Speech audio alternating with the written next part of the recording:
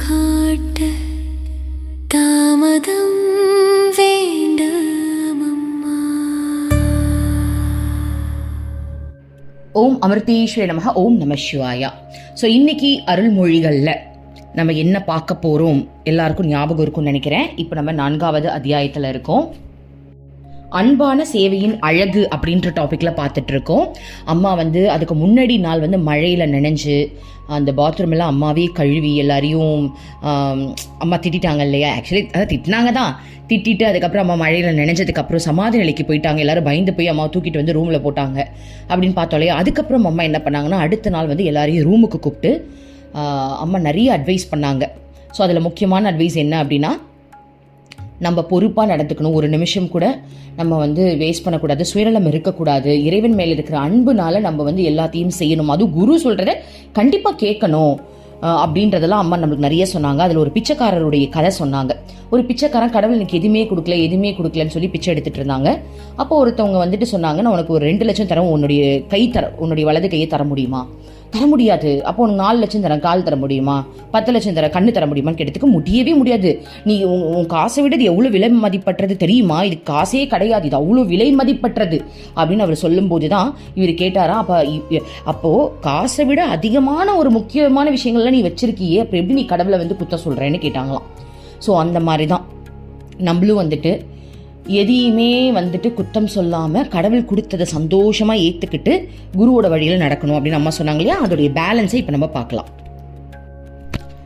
பாடல் முடிந்தது. ஒரு பிரம்மச்சாரி பயமும் கவலையும் தோணிக்க, அம்மா குரு சொல்வதை கேட்டு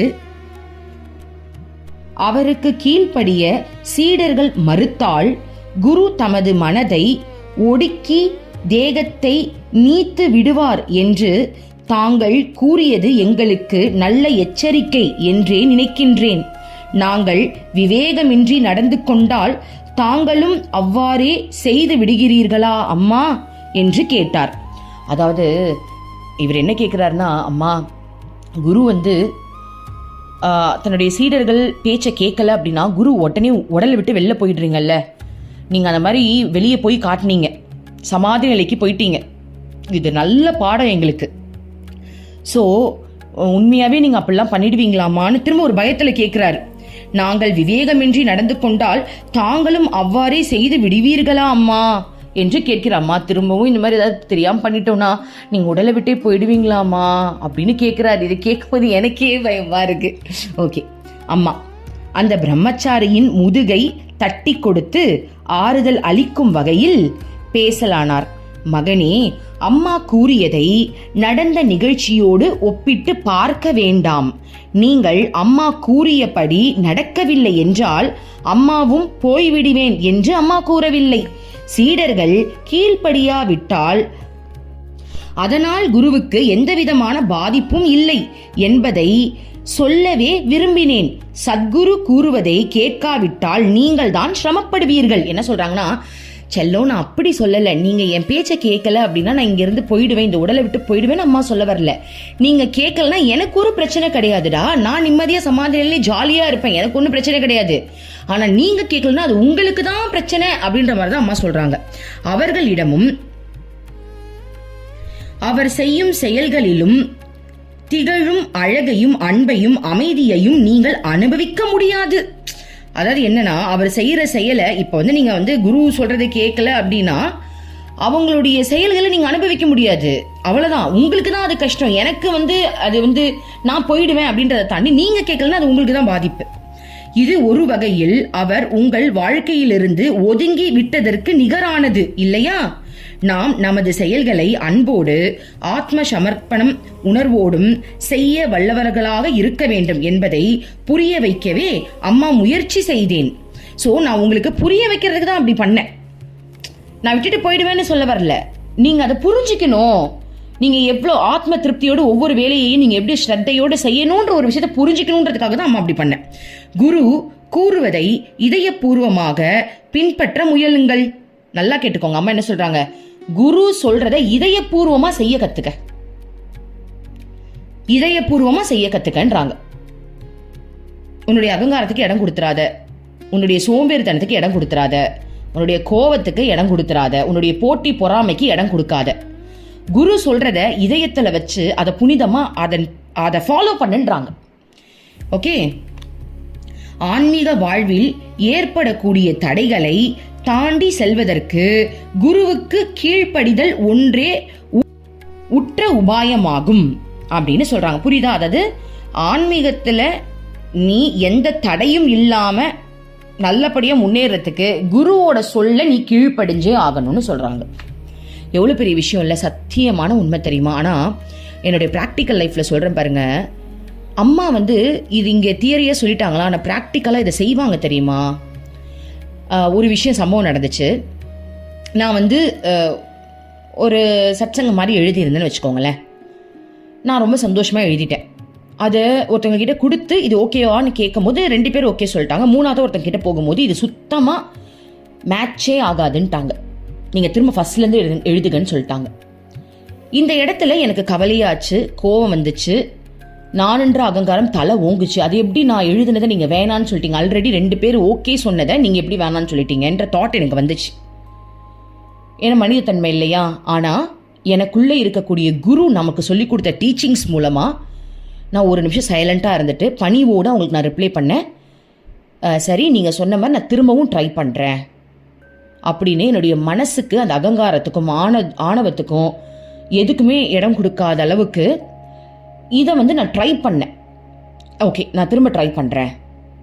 அதாவது ஒரு எக்ஸாம்பிளுக்கு சொல்கிறேன்டா, ஒரு எக்ஸாம்பிளுக்கு சொல்கிறேன். இதெல்லாம் நம்மளுக்கு லைஃப்பில் டெய்லி பேசிஸில் நடக்கக்கூடிய சம்பவங்கள். இந்த மாதிரி சம்பவத்திலலாம் நம்ம அம்மா சொன்ன டீச்சிங்ஸை ஃபாலோ பண்ணுறோமா இல்லையா? இதை நான் ஒரு சின்ன எக்ஸாம்பிள் சொல்கிறேன். இந்த மாதிரி டெய்லி நிறைய பேர் ஃபாலோ பண்ணியிருப்பீங்க. எவ்வளோ பெரிய விஷயம். இன்னொருத்தவங்க சொன்னாங்க பாருங்க, ஒருத்தவங்க இவங்களை மதிக்கவே இல்லை போல் இருக்கு, ரொம்ப நாளாக இவங்களை ரொம்ப டீஸ் பண்ணிகிட்டே இருந்திருக்காங்க. ஆனால் ஒரு சூழ்நிலையில் இந்த நல்லவங்க அவங்க கிட்ட போய் ஏதோ ஒரு விஷயம் சொல்லணுன்ற ஒரு சூழ்நிலை அமைஞ்சிருக்கு. அந்த நேரத்தில் இவங்க என்ன டீஸ் பண்ணியிருக்காங்களே, நான் இவங்க பக்கமே போக மாட்டேன்ற உணர்வு தான் அவங்களுக்கு வந்திருக்கு. ஆனால் ஒரு நிமிஷம் அவங்க குரு சொன்னதை நினச்சி பார்த்தாங்களாம். என் குரு கரெக்டாக நியாயம் தர்மம் இதை தானே ஃபாலோ பண்ணணும்னு சொல்லியிருக்காங்க. ஸோ இப்போ இருக்க சூழ்நிலையில் நான் அவங்க கிட்ட போய் பேசணும். அவங்க என்ன நினைச்சாலும் பரவாயில்ல, என்னுடைய அகங்காரத்துக்கு நான் இம்பார்ட்டன்ஸ் கொடுக்காம நான் போய் இந்த வேலையை செய்யறேன்னு அவங்க கிட்ட போய் அதை பேசி செஞ்சிருக்காங்க. ஸோ இதுதான் நம்ம லைஃப்ல ஒவ்வொரு நாளும் நம்மளுடைய அகங்காரம் தலை தூக்குற மாதிரி சில விஷயங்கள் நடக்கும். சில இடத்துல ரொம்ப கோவம் வர மாதிரி சில விஷயங்கள் நடக்கும். பட் அதுக்கு முன்னாடி நம்ம யோசிக்கணும், அவங்க அந்த அகங்காரத்துக்கு இடம் கொடுக்கறதுக்கு முன்னாடி இவங்க இப்படி சொல்றாங்கல்ல, ஒரு நிமிஷம் அதை கேட்டாதான் என்னதான் இருக்குன்னு பேக்ரவுண்ட்ல வெரிஃபிகேஷன் பண்ணுவோமே. அதுக்கப்புறம் அந்த கோவத்தை அகங்காரத்தெல்லாம் பார்த்துக்கலாம். முதல்ல அதை ஏற கட்டி வச்சுட்டு இங்க என்ன இருக்கு அப்படின்றத நம்ம ரியலைஸ் பண்றோம் பாருங்க. இதுதான் குரு சொன்ன டீச்சிங்ஸை நம்ம ஃபாலோ பண்றதுக்கு சமம். ஓகேவா? அடுத்தது, அன்புதான் நமது செயல்களுக்கு அழகையும் கவர்ச்சியையும் தருகிறது. முக்கியமான பாயிண்ட், இதுல சாதாரண பாயிண்ட் கிடையாது. நீ எந்த செயல் செஞ்சாலும் அன்புன்ற ஒரு விஷயத்த அம்மா வச்சுக்க சொல்றாங்க. இப்போ என்ன ஹர்ட் பண்ற மாதிரி ஒரு வார்த்தை சொல்லிட்டாங்க, அவங்க சொல்லல, அவங்க ரூல்ஸை தான் சொன்னாங்க. பட் எனக்கு ஹர்ட் ஆயிடுச்சு. ஓகேவா? அப்போ அகங்காரம் தலை ஓங்குது. அந்த இடத்துல நான் அன்பு காட்டணும். அம்மா சொல்றாங்க, அன்பு தான் ஒரு செயலுக்கு அழகையும் கவர்ச்சியையும் கொடுக்குது. அப்போ நம்ம அவங்க கிட்ட அன்பா பேசணும். ஓ அப்படிங்களா, சாரி, நான் திரும்ப ட்ரை பண்றேன், இது யதார்த்தமா நான் எழுதிட்டேன், பட் ஓகே நான் புரிஞ்சுக்கிட்டேன், நான் பண்றேன் அப்படின்னு சொல்லிடணும். அப்ப அன்பை அங்க காட்டும் போது அவங்களுக்கு நம்மளுடைய தன்னடக்கம் புரியுது இல்ல. அப்ப அவங்க என்ன பண்றாங்க, டக்குன்னு அவங்களோட ரிப்ளைவை மாத்துறாங்க. அதுக்காக நீங்க ஹர்ட் ஆயிடாதீங்கப்பா, நான் ஜஸ்ட் சொன்னேன், நீங்க ட்ரை பண்ணுங்க, கண்டிப்பா நீங்க சூப்பரா பண்ணுவீங்கன்னு எனக்கு தெரியும்ட்டாங்க. அந்த இடத்துல போங்க, நீங்க அப்படி சொல்லிட்டீங்களா, இப்ப எனக்கு தேவையே இல்லை, எனக்குலாம் அவசியம் கிடையாது, நீங்களே பண்ணிக்கங்க, ஆள் வச்சு யார் வேணாலும் வச்சு பண்ணுங்க, எனக்கு தேவையில்லை, நான் போயிட்டேன் அப்படின்னா அம்மா சொல்லி கொடுத்த டீச்சிங்ஸ்க்கு நான் கத்துக்கிட்டதுக்கு ஒரு பிரயோஜனம் கிடையாது. கரெக்ட் இல்லையா? அப்போ அந்த இடத்துல அம்மா சொல்றாங்க, நீ அந்த இடத்துல உன்னுடைய அகங்காரம் கோவத்தை காட்டுறதுக்கு பதில் அன்பை காட்டு. அந்த இடத்துல அன்பை விதைன்னு சொல்றாங்க. ஸோ இதை நீங்க ஒரு தீவிரமா எடுத்துக்கோங்க. இன்னைக்கு டே வச்சுக்கோங்க. இது கேட்டதுல இருந்து 24 மணி நேரத்துக்குள்ள உங்களை கேள்வி கேட்கிற மாதிரியோ இல்ல ஹர்ட் பண்ற மாதிரியோ உங்களுக்கு கோவம் வர மாதிரியோ உங்க அகங்காரத்தை சீண்டி பாக்குற மாதிரியோ ஒரு சம்பவம் நடக்குது அப்படின்னா இப்பயே தயாராயிடுங்க. உங்களுக்கு ஒரு டெஸ்ட் வரப்போகுதுன்னு நினைச்சுக்கோங்க. இந்த சீண்டலுக்கு நான் அன்பை மட்டும் மனசுக்குள்ள வச்சுக்கிட்டு அதை நான் எப்படி ஹேண்டில் பண்ண போறேன் அப்படின்னு இப்பயே நீங்க முடிவு எடுத்துக்கோங்க. அந்த மாதிரி ஒரு சூழ்நிலை வரப்போகுதுன்னா நான் இதை பண்ணி காட்டுறேன்னு இப்பயே முடிவு எடுத்துக்கோங்க. ஏன்னா நான் நேற்று காலில் அப்படிதான் முடிவு எடுத்தேன். அம்மா வந்து ஒருத்தவங்க சொன்னாங்க, அவங்க அம்மாவுக்கு வந்து காலில் முட்டி ஆப்ரேஷனா. அப்போது அவங்க சொல்லி அனுப்பியிருக்காங்க, அமிர்தானந்தமை தான் உனக்கு வந்து ஆப்ரேஷன் பண்ண போகிறாங்கம்மா, நீ தைரியமாக இருந்துட்டு. உண்மையாகவே அந்த அம்மா ஆப்ரேஷன் முடிஞ்சு வெளில வந்து சொன்னாங்களாம். வெள்ளை கலர் புடவை கட்டிட்டு நம்ம அம்மா வந்து நின்னாங்க, நான் பார்த்தேன்னு சொன்னாங்களாம். இதை குரூப்பில் ஷேர் பண்ணும்போது நான் சொன்னேன், அப்பா நம்ம அம்மா எந்த அளவுக்கு நம்மளுக்கு செய்கிறாங்கல்ல, எந்த அளவுக்கு செய்கிறாங்க. அப்போ நம்ம அம்மாவுக்கு என்ன ரிட்டன் கொடுக்க முடியும் தெரியுமா? நம்மளுடைய அகங்காரத்தை அழிக்கணும், நம்மளுடைய கோப உணர்வை அழிச்சு அவ சொல்லித்தரதை இங்கே ஃபாலோ பண்ணுறது தான் நம்ம அவளுக்கு ரிட்டன் செய்ய வேண்டிய கடமை. அப்போ நான் மனசுல விதைச்சுக்கிட்டேன், டேய் வாங்கடா, என்ன டெஸ்ட் வேணாலும் வைமா, நான் பாத்துக்கிறேன், இன்னைக்கு நீ என்ன வேணாலும் டெஸ்ட் வை, நான் இன்னைக்கு ரெடி அப்படின்னு தாண்டா சொன்னேன். நல்லா வெளுத்து கட்டினாங்க பாரு. அப்போ எனக்கு அம்மா கிட்ட சொன்னதே மறந்து போயிடுச்சு. எனக்கு கோபம் வந்துருச்சு. கோவம் வந்ததுக்கு அப்புறம் ஒரு நிமிஷம் நம்ம அதை டக்குன்னு வெளில காட்ட மாட்டோம் இல்லையா, ஏன்னா அம்மா நம்மளுக்கு சொல்லி கொடுத்துட்டாங்க இல்லையா. ஸோ பணிவோட ஒரு நிமிஷம் நினைச்சு பார்த்து கொஞ்ச நேரம் அதுக்கு வந்து அந்த அதை வந்து என்னதான் ஆகுது அப்படின்னு சாட்சி பாவத்தில் பார்த்துட்டு அதுக்கப்புறம் அன்போடு அவங்களுக்கு நம்ம ரிப்ளை பண்ணோம். அப்போது நீங்களும் அந்த மாதிரி முடிவு எடுத்துக்கோங்க. ஓகே, அதாவது நீங்கள் வந்து வேணும்ட்டே அம்மா கிட்ட சூழ்நிலை கேளுங்கன்னு நான் சொல்ல வரல. பட் டெய்லி பேசிஸில் இந்த சூழ்நிலை நம்மளுக்கு யதார்த்தமாக நடந்துக்கிட்டு தான் இருக்குது. ஆமாவா இல்லையா? உங்களை கோவப்படுத்துகிற மாதிரியும் உங்கள் அகங்காரத்தை சீன்ற மாதிரியும் டெய்லி நடக்குதா இல்லையா? அப்போ இப்போ முடிவு எடுத்துக்கோங்க. இந்த ஆடியோ கேட்டதுலேருந்து 24 மணி நேரத்துக்குள்ளே இந்த மாதிரி ஒரு சம்பவம் எனக்கு நடக்குது அப்படின்னா அதை நான் அன்பாக ஹேண்டில் பண்ண போகிறேன்னு முடிவெடுங்க. நாளைக்கு கமெண்ட்டில் வந்து நீங்கள் போடணும், என்ன சூழ்நிலை நடந்தது, நீங்கள் அதை எப்படி ஹேண்டில் பண்ணீங்கன்னு கமெண்ட்டில் சொல்லணும். Okay, super. அடுத்தது பார்ப்போம்.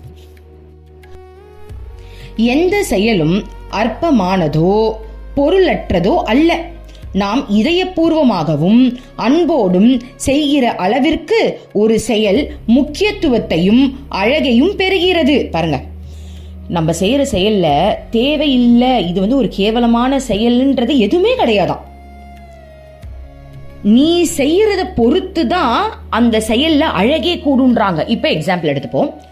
ஒரு சாக்கடைப்பா அடைச்சுக்கிச்சு, செம்ம ஸ்மெல் அடிக்குது, இதை நான் தொடமாட்டேன், ஆள் வச்சு எடுக்கிற வரைக்கும் நாற்றமே அடிச்சாலும் சரி அந்த பக்கம் நான் போக மாட்டேன், தாண்டி கூட போவே இதை நான் தொடமாட்டேன் அப்படின்னு நம்ம இருக்கோம். அப்படின்னா அம்மா என்ன சொல்றாங்கன்னா, எந்த வேலையும் இது வந்து என்ன சொல்றாங்க, அற்பமானதோ பொருளற்றதோ அல்ல. அப்போ இப்ப இந்த மாதிரி ஒரு விஷயம் வீட்டில் இருக்கு அப்படின்னா இது ஒரு அற்பமான விஷயம் கிடையாது. ஓகேவா? இது வந்து ஒரு பொருளற்ற விஷயம்லாம் கிடையாது. அப்போ நம்ம என்ன பண்ணணும், அதை எப்படி அழகாக்குறது அப்படின்னா, அது கிளீனானா அந்த இடம் அழகாயிடும். கரெக்டா? இப்போ நீயே அதை எடுத்து ஏதோ உன்னால் ரொம்ப முடியலனாலும் ஒரு குச்சை வச்சு சும்மா அந்த ஓட்டை இப்படி அடப்பை எடுக்கிறது, அதை இப்படி தள்ளி விடுறது, ஏதாவது ஒன்று பண்ண அந்த ஃப்ராக்ஷன் ஆஃப் செகண்ட்ல ஓரளவுக்கு அதுக்கு சரியாகும் இல்லையா? முடியவே இல்லைன்னா தான் நம்ம ஆள் கண்டிப்பாக வச்சுதான் ஆகணும். பட் நம்மளால முடியும்னும் போது அது என்ன ஆகும், போகும் இல்லையா?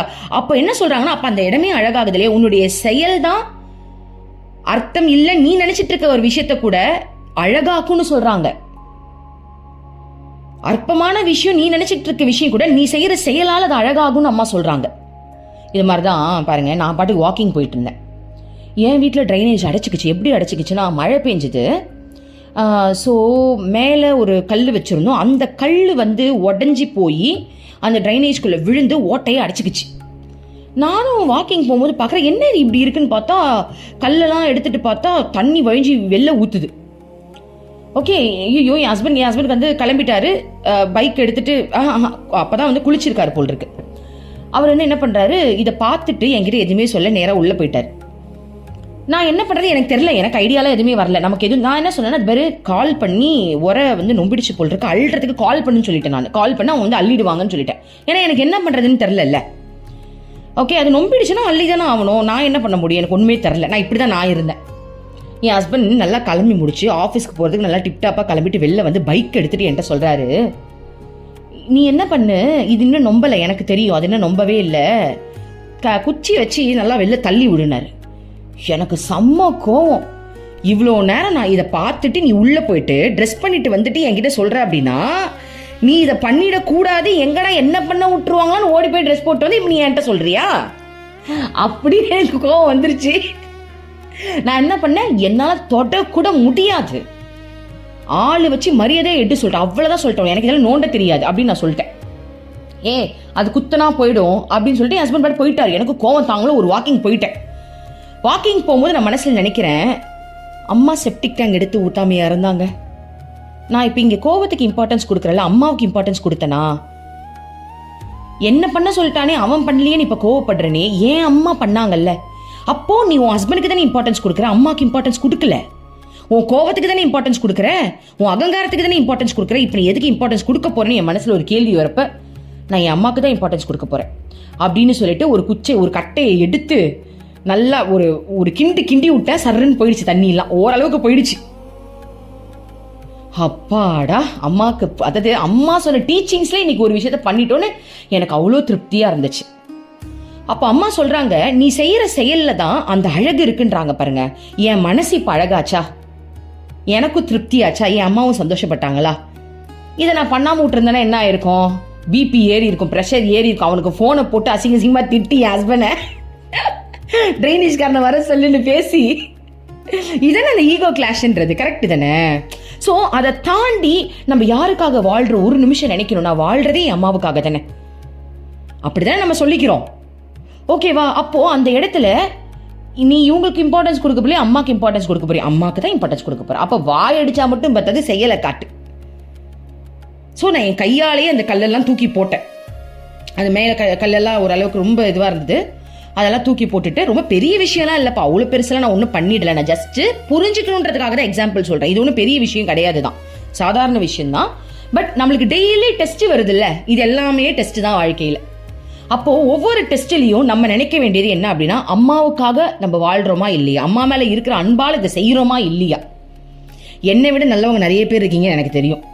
ஏன்னா ஒவ்வொரு கிளாஸும் மார்னிங் கிளாஸ் எடுக்கும்போது இவங்க மற்றவங்களாம் சொல்றது கேட்டா எனக்கே ஆச்சரியமா இருக்கும். ஒருத்தவங்க சொல்றாங்க, ரோட்ல போயிட்டு இருந்தாங்களாம், ஏதோ ஒரு காக்கா இல்லை ஏதோ ஒரு ஜீவன் சொன்னாங்க, இறந்து போயிடுச்சான்.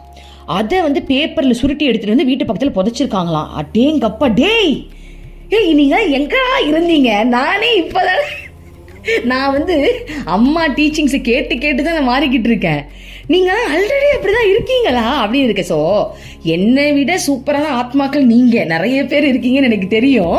இருந்தாலும் நம்மளுக்கு இந்த டெஸ்ட் எல்லாம் எப்படி என்ன மாதிரி சில பேர் இருப்பீங்க இல்லையா, அதனால நம்ம சொல்றோம். ஓகே, அடுத்தது, குளியல் அறையை சுத்தம் செய்வது இழிவான செயல் என்று நீ கருதலாம்.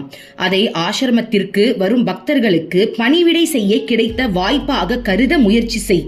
உன்னால் முடியுமானால் யாரும் கூறாமலே சில பொது கழிவறைகளை சுத்தம் செய். பிறரது நலனில் அக்கறை கொண்டு அதை செய். அந்த செயல் இதனால் அழகு பெறுகிறது. உனது தூய மனப்பான்மையே இந்த அழகிற்கு காரணமாகிறது. அதை செய்த பின் இனம் புரியாத ஒரு மகிழ்ச்சி உன் உள்ளத்தில் ஊற்றெடுக்க காண்பாய். அம்மா என்ன சொல்றாங்க பாருங்க, முதல்ல வர பக்தர்களுக்கு அதை செய்யற சேவையா போகுன்றாங்க. அம்மா எப்படி சொல்றாங்க பாருங்க. இருங்க, நான் ஒரு விஷயம் நடந்து சொல்றேன். அம்மா ஆசிரமத்துல பொது டாய்லெட்னு ஒன்று இருக்கும், பஜன் ஹாலுக்கு வெளில இருக்கும். லேடிஸ்க்கு தனியா இருக்கும், ஜென்ஸுக்கு தனியா இருக்கும். அதுல லேடிஸ் சைடு நான் போகும்போது மண்ணு தானே அங்க நிறையா. ஸோ அந்த பாத்ரூம்ல கால் வச்சு மண்ணா இருக்கும். ஆனா நான் எப்ப ரெஸ்ட் ரூம் போனாலும் எனக்குள்ள அம்மா என்ன தெரியுமா சொல்லுவாங்க, அந்த மண்ணெல்லாம் சேர்த்து தண்ணி ஊத்து, நீ உனக்கு மட்டும் தண்ணி ஊத்திட்டு வந்துடாத, அந்த மண்ணு சைட்ல எல்லாம் இருக்கு, அதுக்கெல்லாம் சேர்த்து தண்ணி ஊத்தி நீ போகும்போது மண் இல்லாம, அதுக்குன்னு எல்லா தண்ணியும் போய் தண்ணியை வேஸ்ட் பண்ண சொல்லல, அந்த மக்க கொஞ்சம் இப்படி சொல்லட்டி ஊட்டினீங்கன்னா எல்லா இடத்துலயும் வந்துடும்.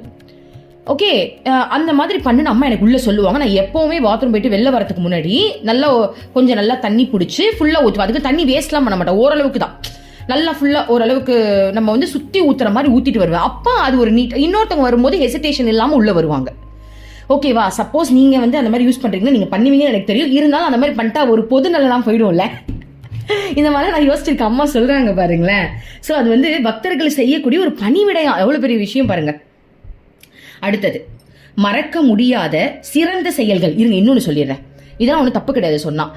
இதுக்கு முன்னாடி நமக்கு நிறைய அருவருப்புலாம் இருந்திருக்கும். இந்த மாதிரி தான் ஒன் டைம் நமக்கு வந்து இந்த டாய்லெட்லாம் பார்த்தா அருவருப்பு வரும், வாந்தி வரும். கரெக்டா இல்லையா? அதுவும் பாத்ரூம் வந்து நீட்டா இருக்கணும். பாத்ரூம் கொஞ்சம் அசிங்கமா இருந்ததுனாலே, ஆனா இப்ப அப்படிலாம் இல்லை.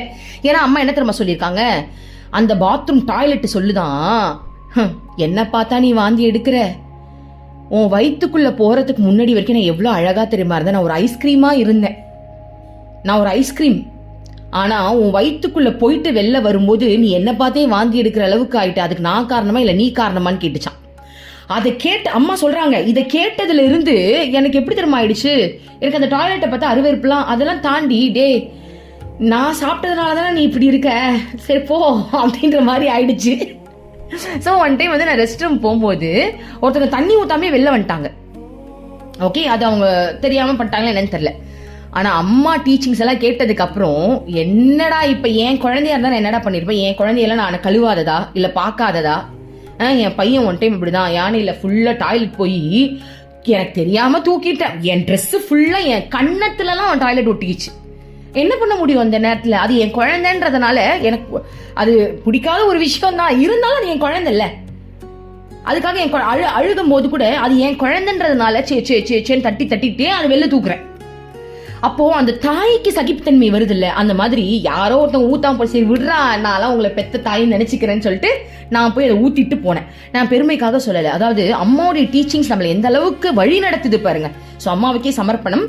இதெல்லாம் நம்ம ஓப்பனா ஷேர் பண்ணிக்கிட்டோம் அப்படின்னா அந்த அருவருப்புல இருந்து நம்மளால ஈஸியா கொஞ்சம் வெளில வர முடியும். ஏன்னா அம்மா சொல்றதுனால அது வெளில வர முடியுது.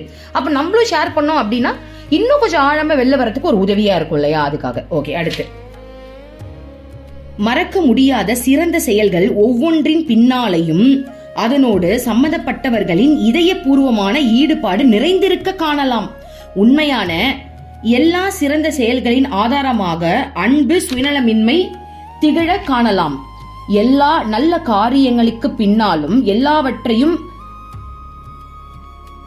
தியாகம் செய்து தன்னை அந்த காரியத்திற்கென்றே அர்ப்பணித்துக் கொண்ட ஒருவர் இருப்பார். பாருங்க, அம்மா என்ன சொல்றாங்கன்னா, உன் வாழ்க்கையில நீ எதெல்லாம் நல்லதுன்னு பாக்குறியோ அதுக்கு பின்னாடி அன்பு இருக்கு, சுயநலமின்மை இருக்கு, ஓகே, அதுல ஒரு தியாக உணர்வு இருக்குன்னு அம்மா சொல்றாங்க. நீ பிறந்ததையே எடுத்துக்கோ, நம்ம அம்மா எவ்வளவு வழியை அனுபவிச்சு நம்மளை பெத்தாங்க. ஒரு நிமிஷம் யோசிச்சு பாருங்க, என்னுடைய பிறப்புக்கு பின்னாடி அவ்வளவு பெரிய தியாகம் இருக்கு. அந்த 10 மாசம் நம்மளை சுமந்து இதை சாப்பிடலாமா சாப்பிடக்கூடாதா அந்த வழியை அனுபவிச்சு அத்தனை ஊசி உடம்புல போட்டு ஒரு தாய் பெத்தெடுக்கும் போது அம்மா சொல்றது எல்லாமே இதுல வருது. அன்பு இருக்கு, அன்பு இல்லாம நம்ம அது நடந்துக்க முடியாது இல்லையா.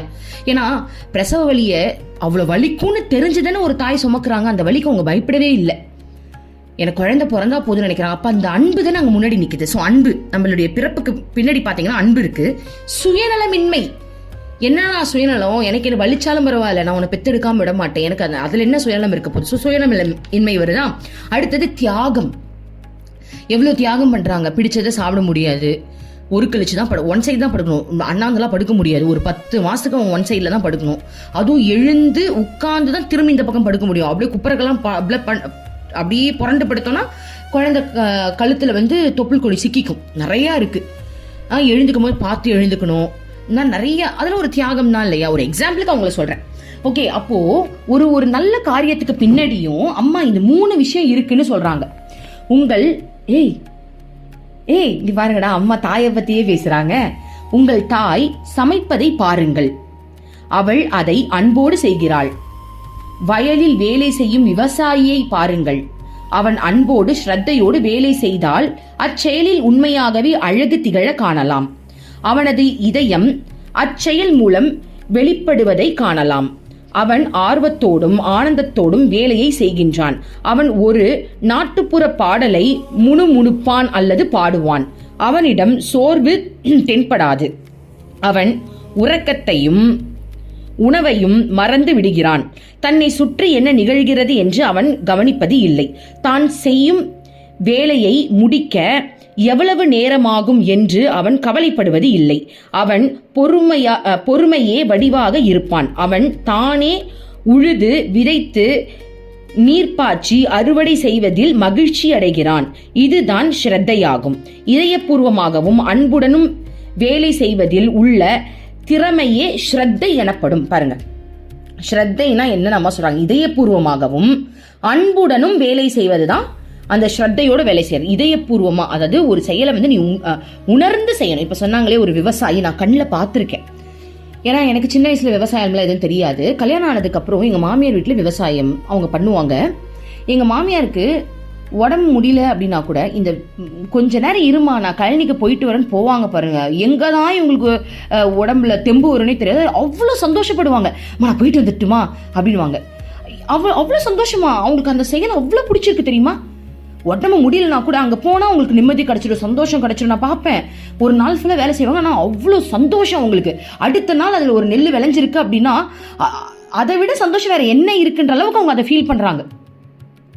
சொந்த சொல்றாங்க, இதயபூர்வமா செய்யறாங்களா, அன்போடு செய்யறாங்களா, அது ஸ்ரத்தையா. அப்ப அவங்களை அறியாமலேயே அவங்கள மறந்து அந்த வேலையில ஈடுபாடோடு செய்யும் போது இதுதான் மெடிடேஷன்.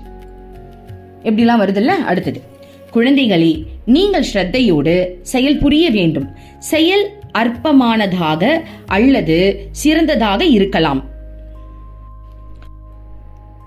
அதை நீங்கள் விரும்பலாம் அல்லது விரும்பாதிருக்கலாம். ஆனால் நீங்கள் அதை ஆர்வத்துடன் அன்புடனும் செய்ய வேண்டும். இவ்வாறு நீங்கள் செய்யும் செயல்களில் அன்பு துளங்கும் போது அச்செயல்கள் ஆத்ம சாதனைகளாக மாறுகின்றன. செயல்களை செய்வதில் உள்ள சிரமம் குறைந்து கொண்டே வருகிறது. இறுதியில் செயல் புரிவதால் ஏற்படும் உடல் மற்றும் உள்ள சோர்வு தோன்றாத நிலை வாய்க்கும். பாருங்க, இதை முதல்ல முடிச்சிடலாம். அதான் என்ன சொல்றாங்கன்னா, உனக்கு பிடிக்குதோ பிடிக்கலையோ முதல்ல அதுல இன்ட்ரெஸ்ட் கொண்டு வந்து அதை அன்போட செய். அதை செய்யும் போது உனக்கு களைப்பே தெரியாதுன்னு சொல்றாங்க. உனக்கு களைப்பு தெரியாது, அதுவே ஆத்ம சாதனை, அதுவே மிகப்பெரிய மெடிடேஷன் ஆகுன்றாங்க. நீ அதை பிடிச்சு செய்யும் போது அந்த செயல் உனக்கு கஷ்டமாவே இருக்காதான், அது ரொம்ப பிடிச்ச மாதிரி ஆயிடும்ன்றாங்க. சோ பிடிச்சு பண்ணுன்றாங்க, பிடிச்சு பண்ணு, அப்போ உனக்கு கஷ்டமா இருக்காது. இப்போ எக்ஸாம்பிள், இந்த அருள்மொழிகள்ல சில டைம் ரொம்ப ராவா இருக்கும், படிக்கவே கஷ்டமா இருக்கும், வாயில வராது, புரியவும் புரியாத மாதிரிலாம் இருக்கும். அப்போ எனக்கு என்ன பண்றேனே தெரியல. அப்போ ஒன் டைம் என்னாச்சு தெரியுமா, நம்ம ஏன் நிறைய படிக்கணும்னு நினைக்கிறோம். இன்னைக்கு ஒரு பேஜை படிப்போம், ஒரு பேஜை ஒரு பேரால இருக்கிற ஒரு லைனா புரிஞ்சுக்கிட்டு அந்த லைனுக்கு நம்ம எக்ஸ்பிளைன் பண்ணி பார்ப்போம். அப்போ அன்னைக்கு ஒரு பேஜ் தான் முடிஞ்சிருக்குமே, அப்போ எனக்கு அது ரொம்ப பிடிச்சிருக்கும். புரியுதுங்களா? அப்போ அம்மா சொன்னது கரெக்ட் தானே. நீ முதல்ல பிடிக்கலன்னு நினைக்காத, முதல்ல அதுல ஒரு விருப்பத்தை கொண்டு வா, அது கொஞ்சமா செய், அதை அழகா செய். அப்போ அதுல இருக்க சிரமம் உனக்கு தெரியாது, கவலை தெரியாது, கஷ்டம் தெரியாது. அப்போ அதுவே ஒரு மெடிடேஷனா மாறுதா? அதான் அம்மா சொல்றாங்க. அதன் பின் நீங்கள் உங்கள் இதயம் முழுவதும் தோய்ந்த நிலையில் செயல் புரிவீர்கள். உங்கள் உள்ளத்துள் அன்பு மலர்ந்து மனம் வீசும். அது நீங்கள் செய்யும் செயல்களில் எல்லாம் பரவி நிற்கும். பாருங்க, உங்களுடைய அன்பு மலர்ந்து மனம் வீசுமா. நீங்க அந்த மாதிரி நீங்க ஒரு செயலை நல்ல திருப்தியோட ஸ்ரத்தையோட செய்யும் போது உங்களையே மறந்து நீங்க செய்வீங்கல்ல, அப்போ உங்களுடைய மனம் மனம் வீசும். மனம் வீசும்னா ஒரு சந்தோஷம் கிடைக்கும், ஒரு பேரின்பம் கிடைக்கும். நம்ம டென்ஷன் இல்லாம இருந்தாலே மற்றவங்களை டென்ஷன் ஆக்க மாட்டோம். கரெக்டா? நீ சாந்தியா இருந்தாலே உன்னை பார்க்க வரவங்களும் சாந்தியா மாறிடுவாங்க. அந்த மாதிரி நம்ம மாறுவோமா? ஒரு மகான் அனுபூதி அடைந்த பின்னரும் தான் முன்பு செய்து வந்த அதே வேலையை செய்ய வரக்கூடும். அது தெரு கூட்டுவதற்காகவோ வயல் வேலை செய்வதற்காகவோ இருக்கலாம். அனுபூதி அடைந்த பின்னர் அவரது மனநிலை மாறிவிடும். அவர் முற்றும் பற்றற்றவராக இருப்பார். கள்ளம் கபடமற்றவராக அவர் ஒரு குழந்தையைப் போல் எதை கண்டும் வியப்படைவார். அவருக்கு சலிப்பென்பதே இல்லை. பறவைகளின் பாடலிலும் மலரும் மலர்களில் கண்ணொளி பரப்பு நிலவில் இப்படி அவர் அனைத்திலும் ஒவ்வொன்றிலும் சாரமாக திகழும் சைத்தன்ய ஸ்வரூபத்தை தரிசிக்கிறார். எனவே எல்லாமே அவருக்கு புதியதாகவும் மலர்ச்சியுடனும் தோன்றுகின்றன. அம்மா பேசுவதை சற்று நிறுத்தினார். பிறகு அதிக நேரம் பேசிக்கொண்டு இருந்து விட்டோம். இதை நிறைவு செய்வதற்கு முன்பாக பேசுவதை நிறுத்திவிட்டு சிறிது நேரம் அகமுகப்பட்டவராக இருப்போம் என்று கூறி ஒரு பாடலை பாடலானார். அனைவரும் அவரை தொடர்ந்து பாடினார்கள்.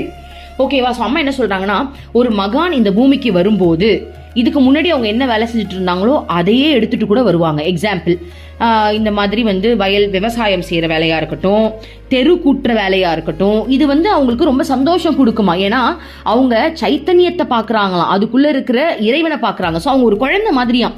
அவங்க எதை பார்த்தாலும் அந்த சந்தோஷத்துல தான் பார்ப்பாங்களாம். வாவ், எவ்வளவு அழகா இருக்குல்ல. இப்போ நீ வச்ச சாம்பார் உனக்கு சூப்பரா இருக்கும், கரெக்டா இல்லையா?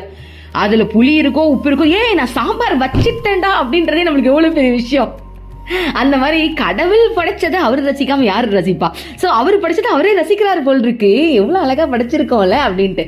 ஸோ அந்த மாதிரி அந்த ஒரு சந்தோஷ மனநிலையில் அவங்க இருப்பாங்க அப்படின்னு சொல்லிட்டு அதுக்கப்புறம் அம்மா வந்து ஒரு அழகான பஜனை பாட்டை பாடுறாங்க. ஸோ மற்றதை என்னன்றதை நாளைக்கு பார்க்கலாம்.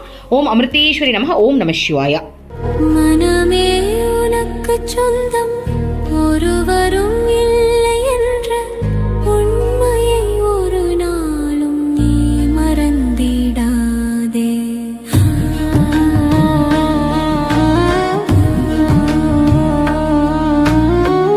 அர்த்தமற்ற கர்மங்களை செய்து கொண்டே சம்சாரத்தில் பயனின்றி நீயும் வீணாய் அலைகின்றாயே. காயமது மாயமதனை சவம் என்று உணர்ந்து கொண்டு சத்தியத்தை அறிந்திட நாம் வழி தேடுவோம். நிலையில்லா உலகினை நிஜமென்று எண்ண